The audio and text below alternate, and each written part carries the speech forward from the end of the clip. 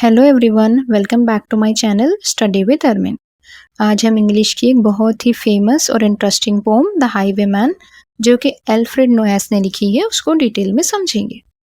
तो चलिए let's begin. सबसे पहले about the poet. Alfred Noyce एक इंग्लिश के पोएट थे। उनका जन्म 1880 में हुआ था। वो अपनी पोम्स में स्ट्रॉन्ग रिदम और ब्यूटीफुल स्टोरी टेलिंग के लिए फेमस थे। उनकी स्टोरीज बहुत इंटरेस्टिंग होती है। उनकी सबसे फेमस पोम में से एक थी हाईवेमैन, जो 1906 में पब्लिश हुई थी। एल्फ्रेड नोएस इस दुनिया से 1958 में चल बसे। द हाईवेमैन आज भी स्टूडेंट्स के बीच में बहुत ज़्यादा पॉपुलर है। तो ये स्टोरी कुछ इस तरह से शुरू होती है। द हाईवेमैन एक ट्रैजिक यानी बहुत सैड लव स्टोरी है जो पुराने इंग्लैंड के बैकग्राउंड में सेट है। पोम की शुरुआत एक डार्क और स्ट्रोमी नाइट से होती है। रात का माहौल बहुत मिस्टीरियस और थोड़ा डेंजरस था। तेज हवा चल रही थी और मूनलाइट में रोड एक रिबन की तरह चमक रही थी। इस सेटिंग से हमें पोएम के अंदर सस्पेंस और मिस्ट्री की फीलिंग मिलती है। इसी डार्क नाइट में एक हाईवेमैन अपने हॉर्स पर बहुत तेजी से राइड करते हुए आता है। यहाँ हाईवेमैन का मतलब है एक ऐसा रॉबर या थीफ जो घोड़े पर ट्रैवल करता है और रास्ते में लोगों को लूटता है। हाईवेमैन को पोएम में एक हैंडसम और स्टाइलिश आदमी के तौर पर डिस्क्राइब किया गया है। उसने लॉन्ग कोट, बूट्स और हैट पहना हुआ है। उसके पास स्वॉर्ड और पिस्टल्स भी है। वो एक थीफ है, लेकिन फिर भी वो ब्रेव और कॉन्फिडेंट नजर आता है। हाईवेमैन एक इन पर पहुंचता है। इन यानी एक छोटा सा रेस्टिंग प्लेस, जो होटल होता है ना वो। यहाँ उसकी लवर बेस रहती है। बेस लैंडलॉर्ड की डॉटर है। हाईवेमैन और बेस एक दूसरे से बहुत डीपली लव करते हैं। उनका लव सीक्रेट है क्योंकि हाईवेमैन एक डेंजरस लाइफ जीता है। दोनों अक्सर रात के वक्त सीक्रेटली मिलते थे। यहाँ से हमें पता चलता है कि ये सिर्फ एक नॉर्मल लव स्टोरी नहीं, ये एक ऐसी लव स्टोरी है जिसमें डेंजर, सैक्रिफाइस और ट्रेजेडी भी शामिल है। अब स्टोरी में एक और इम्पोर्टेंट कैरेक्टर आता है जिसका नाम है टिम।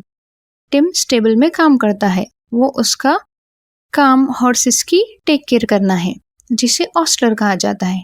टिम भी बेस से बहुत ज़्यादा लव करता है, लेकिन बेस टिम से लव नहीं करती, वो सिर्फ हाईवेमैन से लव करती है। इसी की वजह से टिम हाईवेमैन से जेलस होता है। एक रात टिम चुपकर हाईवेमैन और बेस की कन्वर्सेशन सुन लेता है। हाईवेमैन बेस को बताता है कि अब उसे जाना होगा क्योंकि उसे लोगों को रॉब करके मनी अर्न करनी है। लेकिन जाने से पहले हाईवेमैन बेस से एक प्रॉमिस करता है। वो कहता है कि वो सुबह होने से पहले वापस आ जाएगा। अगर किसी वजह से वो लेट हो गया तो वो नेक्स्ट नाइट ज़रूर वापस आएगा, चाहे कितनी भी डेंजर क्यों ना हो। ये प्रॉमिस पोम में बहुत इंपॉर्टेंट है क्योंकि आगे जाकर इसी प्रॉमिस की वजह से स्टोरी और भी ट्रैजिक बन जाती है। हाईवेमैन के जाने के बाद टिम जेलेसी में एक बहुत बड़ा बिट्रेयल करता है। वो रेड कोट्स यानी ब्रिटिश सोल्जर्स को हाईवेमैन के बारे में इंफॉर्मेशन दे देता है। टिम की जेलेसी में लिया गया ये डिसीजन आगे जाकर हाईवेमैन और बेस दोनों की लाइफ कंप्लीटली चेंज कर देता है। अब पोम का सबसे टेंस और इमोशनल पार्ट शुरू होता है। रेड कोट्स हाईवेमैन को पकड़ने के लिए इन पर आ जाते हैं। उनका प्लान होता है कि हाईवेमैन को ट्रैप करना। सोल्जर्स बेस को रस्सी से बांध देते हैं और उसे विंडो के पास रख देते हैं। उनका प्लान होता है कि जब हाईवेमैन रात को वापस आए तो उसे वो इजीली पकड़ सके। बेस के पास एक गन भी रखी जाती है, लेकिन वो उस गन तक इजीली नहीं पहुंच सकती। अब सोल्जर्स पूरा दिन हाईवेमैन का वेट करते हैं, लेकिन हाईवेमैन मॉर्निंग में नहीं आता, फिर नून में भी नहीं आता। पोम में रिपीटेडली ये फीलिंग को क्रिएट किया गया है कि हाईवेमैन अभी तक नहीं आया। इसी सस्पेंस और टेंशन को ज़्यादा बढ़ाया गया है। बेस बहुत वरिड हो जाती है क्योंकि उसे पता है कि हाईवेमैन अपना प्रॉमिस निभाने के लिए रात के वक्त कभी भी वापस आ सकता है, और अगर वो रात को वापस आया तो सोल्जर्स उसे पकड़ लेंगे। बेस को अपनी लवर की जान बचानी होती है, इसीलिए वो डिसाइड करती है कि वो किसी भी तरह हाईवेमैन को वार्न करेगी। बेस बहुत पेन में होती है, लेकिन वो स्लोली अपने आप को गन की तरफ मूव करने की कोशिश करती है। वो बहुत स्ट्रगल करती है। फाइनली वो गन तक पहुंच जाती है और वो गन से अपनी जान की परवाह किए बिना अपने आप को शूट कर लेती है, गोली मार लेती है। यहाँ बेस की ट्रू लव, करेज और सैक्रिफाइस क्लियरली नजर आ रहा। बेस की वार्निंग की वजह से हाईवेमैन को पता चल जाता है कि डेंजर है, लेकिन बेस बेस अपनी जान सैक्रिफाइस कर देती है। हाईवेमैन को जब बेस की डेथ का पता चलता है तो वो बहुत सैड और हार्ट ब्रोकन हो जाता है। वो रिवेंज लेने के लिए वापस जाता है, लेकिन अनफॉर्चुनेटली सोल्जर्स उसे भी मार देते हैं। इसी तरह दोनों लवर्स की ट्रैजिक डेथ हो जाती है। लेकिन पोम यहाँ ख़त्म नहीं होती है। पोम के एंड में एक सुपरनैचुरल एलिमेंट आता है। सुपरनैचुरल एलिमेंट का मतलब है घोस्ट या स्पिरिट से रिलेटेड कुछ अनयूजुअल।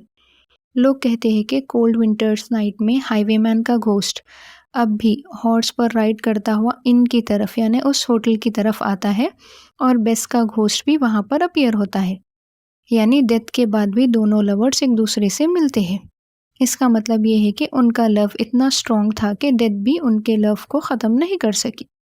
सो ओवरऑल कंक्लूजन ये है कि द हाईवेमैन एक ट्रैजिक लव स्टोरी है जो हमें true love, sacrifice, loyalty, jealousy और बिट्रेयल के बारे में बताती है। बेस अपने लवर हाईवेमैन को बचाने के लिए अपनी जान सैक्रिफाइस कर देती है। इससे हमें उसकी डीप लव और लॉयल्टी का पता चलता है। दूसरी तरफ टिम की जेलेसी और बिट्रेयल स्टोरी में ट्रेजेडी का एक मेजर रीज़न बनती है। पोम हमें ये मैसेज देती है कि ट्रू लव में सैक्रिफाइस और लॉयल्टी होती है, और सबसे इम्पॉर्टेंट, ट्रू लव कभी नहीं मरता। हाईवेमैन और बेस की लव स्टोरी डेथ के बाद भी कंटिन्यू होती है। फ्रेंड्स, ये माइंड मैप आपके लिए बहुत ही हेल्पफुल रहेगा। इसमें मैंने पूरी पोम के इम्पॉर्टेंट पॉइंट्स एक ही पेज में अरेंज किए हैं। इस माइंड मैप की मदद से आप द हाईवेमैन की समरी बहुत ईजीली याद कर सकते हैं। आई होप अब आपको ये पोम इजीली समझ आ गई होगी। Thank you so much for watching. If you found this explanation helpful, please like, share and subscribe to my channel. Study with Armin. See you in the next video. Thank you.